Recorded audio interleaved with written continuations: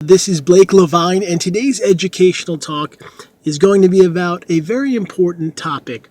It's about those with depression and being a caregiver. So someone who is a caregiver can take on many different roles.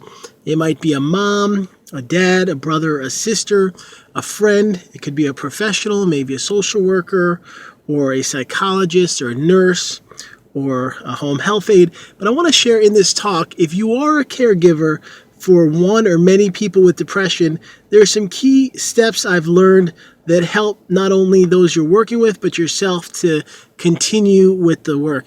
The first thing is, in my years as a therapist and now as a life coach, many times parents have come to me and they're really having a hard time. They have a child with a mental illness and they don't know what to do. The child is resistant and angry and tries to make them feel bad for the help that they offer.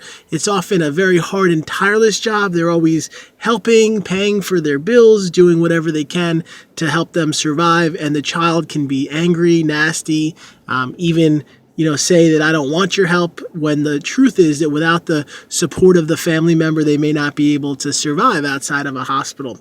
And I have also found that for those that are doing that, being the caregiver, it is extremely valuable. In my own life, when I was diagnosed with mental illness, it took the first couple of years of my mom really being there for me, doing everything she could. There were times I was rebellious and resistant to treatment, but because she hung in there and tried to do everything she could, eventually I did make a full recovery. And I want to say to anyone out there that's trying to be a caregiver, maybe your husband or wife is really having a hard time, or your brother or sister or your child or your friend or someone you work with, when you are putting in the effort to be there for them, it is so valuable, because often when you're living with depression, it doesn't happen overnight that, hey, you're in a horrible depression and then everything works out. It can be a many year slow and steady progress to actually rebuilding, to finding hope again, to figuring out what to do next in your life. And I believe those that are caregivers are often the strength that the person needs to get through the situation. My work as a social worker earlier in my career, I learned just how much people need support. I worked with the homeless in a homeless outreach center in Manhattan in New York City, helping those that were homeless and really seeing just how much they were struggling. And at first, sometimes they were closed or they didn't want to talk about what they were feeling. But I could tell after getting to know them that living homeless on the streets of Manhattan, when it rains, when it snows, they needed the support. And being a social worker and a caregiver to them was so valuable. And I learned from that experience that we all need help. And even when someone's fallen into that place of hopelessness or is not able to have food or a place to live, they need support. And one of the best things I gave them was not just my therapy tips, but also the kindness of telling them, that they are appreciated, that they have a purpose here in our world, that things could get better, accessing services for them, whether it was soup kitchens or telling them about how they could get housing, and just being able to say, you know what, you may be in a rough spot right now, you may be feeling down or depressed, but it doesn't always have to be this way. And I found that many of the homeless were alone, and when they were talked to in a nice way and engaged, it really helped them to feel better. That's similar for those with depression. Many become resistant to being around other people. They stay alone in their room. They're on their computer or their video games, and they don't really have human connection. And when you as a caregiver are warm and kind and you listen and you support and you talk to them, you are making a major positive difference in their life. And I believe that being a caregiver is not an easy responsibility. Those that go into the helping fields have a lot of patience, have a lot of care. Often the pay is low for the work that they're doing. It can be stressful and strenuous, but they continue to support and help. And I believe those people really deserve a thank you for all the activities and support they do to help other people.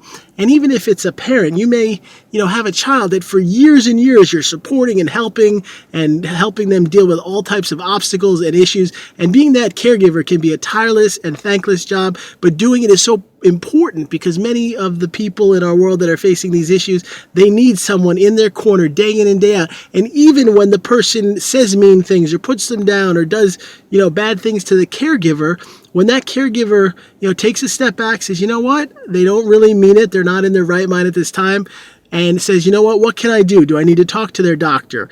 Do I need to talk to their therapist? Do I need to change the way I'm handling, dealing with them? It makes such a big difference, because many times people with mental illness, people give up on them.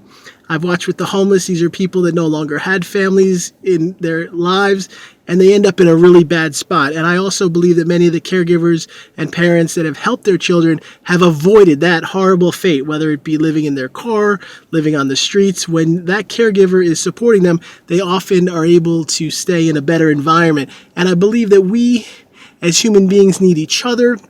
If you are a caregiver, it is something that is very important and valuable. If you want to help other people, you can volunteer with organizations.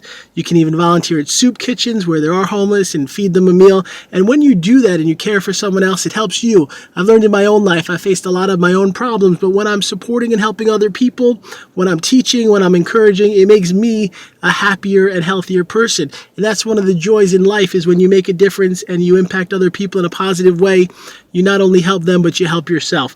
I want to thank you so much for watching my educational talk today. I have a wonderful series of books. If you type Blake Levine on Barnes & Noble or Amazon, you can find my book, Beating Bipolar. I wrote one about mental illness and addiction called Depression, Bipolar, and Heroin.